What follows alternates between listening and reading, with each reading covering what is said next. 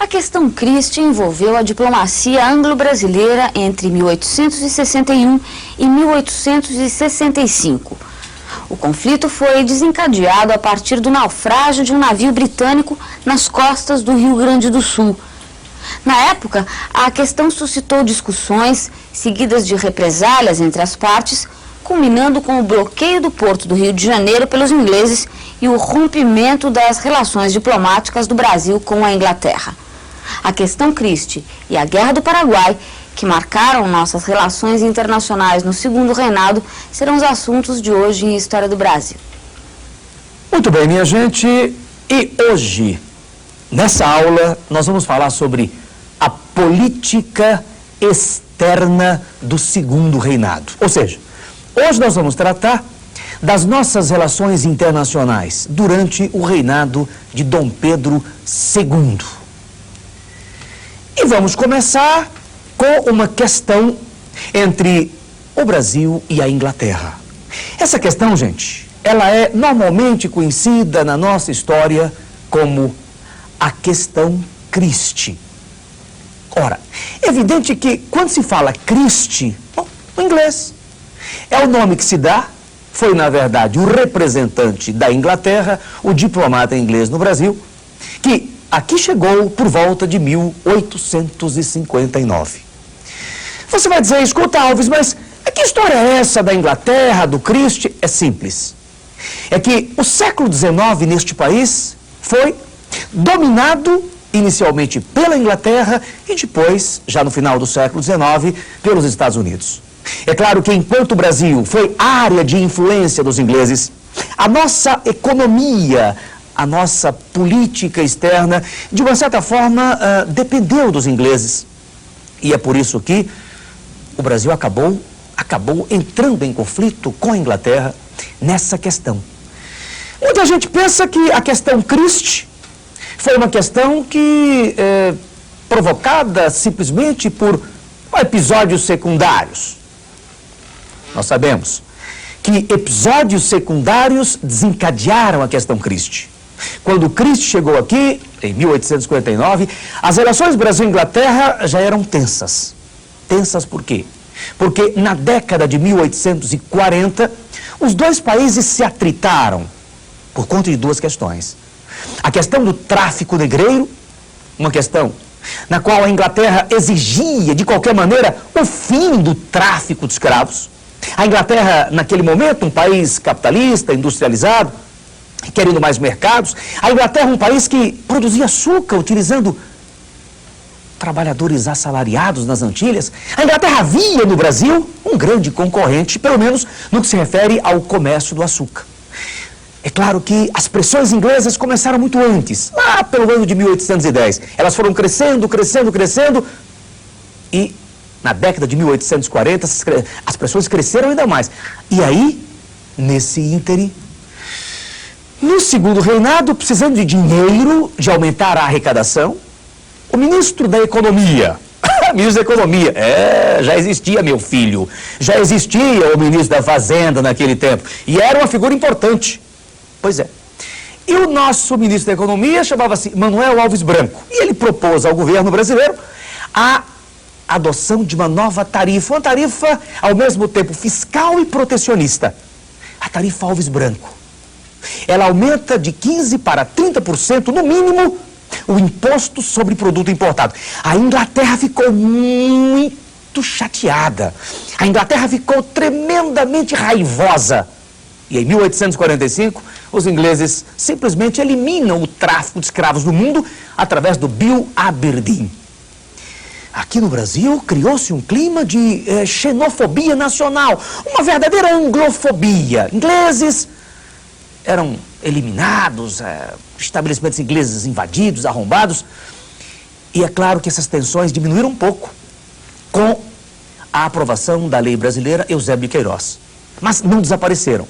E aí, o Christie acabou desencadeando, retomando esse clima de tensão, de hostilidades, fazendo exigências imperialistas descabidas ao governo brasileiro. Ele, por exemplo, queria que ladrões brasileiros fossem julgados por tribunais britânicos. Queria expulsar militares da nossa corporação. E eu me lembro que o Christie chegou mesmo a a bloquear o porto do Rio de Janeiro. Aí a questão é conhecida mundialmente. Os ingleses recuam, propõem o arbitramento internacional da questão. E o Brasil aceita. O Brasil aceita, inclusive, o arbitramento, o juiz apontado pelos ingleses. Leopoldo I, rei da Bélgica, tio, o homem era tio da rainha Vitória da Inglaterra. E era o consultor do Império Britânico. Portanto, era o homem que representava o imperialismo britânico no mundo. O veredito de Leopoldo foi favorável ao Brasil. Inteiramente favorável ao Brasil. A Inglaterra teria que pedir desculpas ao Brasil. Ou seja, o Império Britânico, a primeira nação do planeta, no século XIX, deveria se curvar diante do Império Tupiniquim, que era o nosso. A Inglaterra não pede desculpas. Por uma questão de honra e para ganhar prestígio internacional, e com o apoio da população brasileira, o Dom Pedro II rompe com os ingleses em 1863. O reatamento das relações só aconteceu em 1865, em plena Guerra do Paraguai. Mas antes da gente falar da guerra, vamos a um resuminho do que eu disse sobre a questão Christie. Vamos ao resumo. Questão Christie com a Inglaterra, problema do tráfico negreiro e da tarifa Alves Branco, episódios secundários, o arbitramento belga, o rompimento do Brasil com a Inglaterra e o reatamento das relações diplomáticas.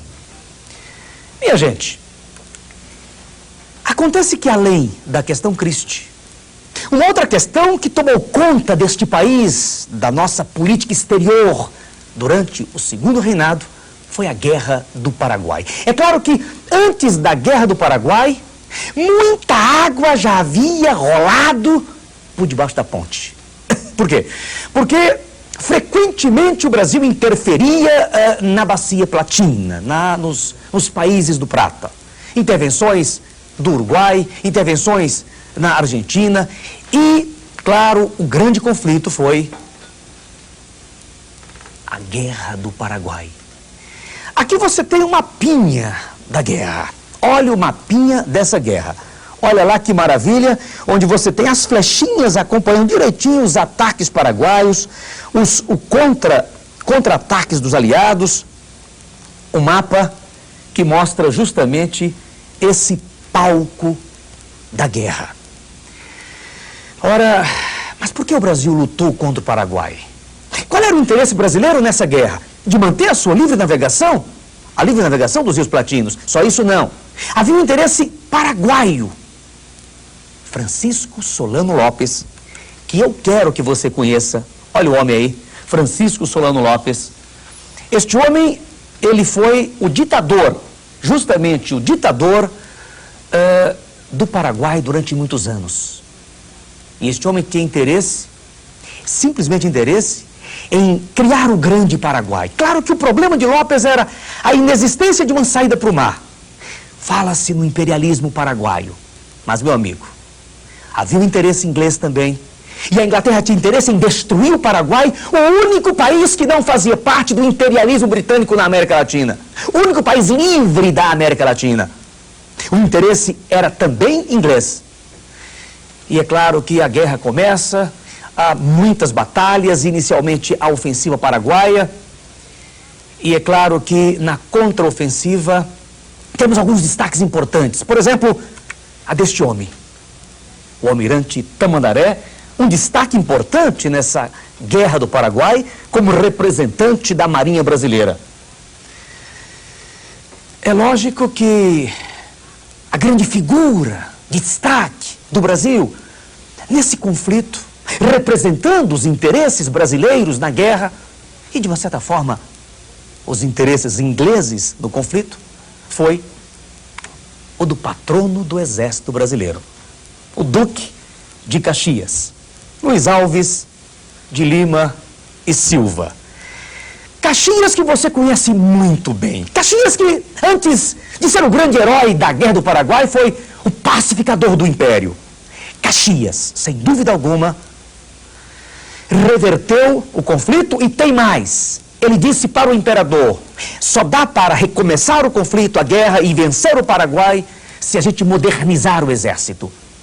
E nasceu um novo exército brasileiro. Claro que a vitória foi brasileira. A vitória foi do exército. Os prejuízos para o Brasil, entretanto, foram enormes. A nossa dívida cresceu visivelmente. A nossa dívida externa. O exército brasileiro se fortaleceu e nasceu como uma corporação consciente, com espírito de salvação do país. E mais do que isso, a partir da guerra, organiza-se a campanha pela abolição. Por quê? Porque o escravo foi a bucha de canhão que este país usou na Guerra do Paraguai. Não é à toa que os próprios militares defendem a abolição. A guerra destruiu o Paraguai. A guerra destruiu o único país livre do imperialismo inglês no século XIX. A guerra, meus amigos, foi um genocídio. Eu nunca vou esquecer que morreram 600 mil paraguaios de uma população de 800 mil habitantes. A guerra ainda hoje é lembrada, principalmente pelos paraguaios. Claro que a guerra termina em 1870. E em 1870 começa o declínio do Império. Vamos ver o resumo disso, para que você grave melhor os principais itens. Interesses ingleses, paraguaios, brasileiros na guerra. A ofensiva do ditador Francisco Solano Lopes. A contraofensiva da Tríplice Aliança Brasil, Argentina e Uruguai. E as consequências. Por hoje, meu amigo, minha amiga, é só.